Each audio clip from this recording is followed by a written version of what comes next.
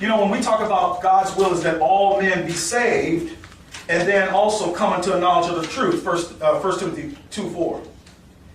But that issue for a believer, once you're saved, God has one will for you, and that is your sanctification. To be built up in the doctrine. You do the work of faith, the labor of love, patience, and hope. It's sanctifying you, making you holy unto God, setting you apart. That's what God's will is. Look at verse 3. For this is the will of God, even. By the way, when Paul uses that word even, he's talking about specifically, okay? A lot of people with the joint heir thing, it's kind of funny. Paul will say heirs of God, and, so, comma, and joint heirs with Christ, if so be that we suffer, not just suffer, but with him, okay? And people say, well, see, that's the same thing, but not in Paul's, because with that comma and that and, this is an additional. This is an addition to, additional. These are different heirs of God, okay? How Paul would write it if it was the same, he'd say, heirs of God, comma, even joint heirs with Christ. He was obedient unto death, Philippians chapter 2, even the death of the cross. Chris and I were talking about that a few years back. It is telling you what it is, even the death of the cross. Not any death, but the death of the cross.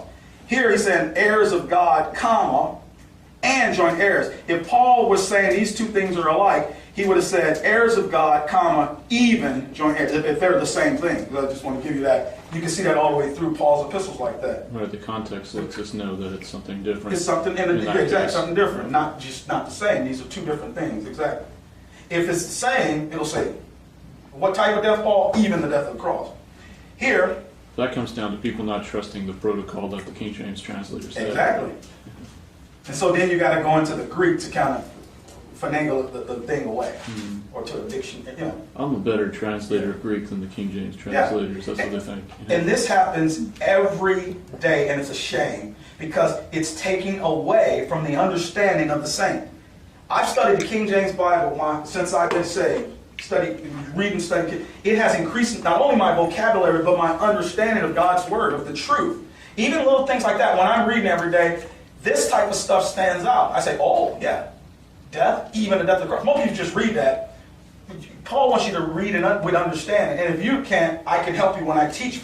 That's why we teach Paul's epistles verse by verse, or should.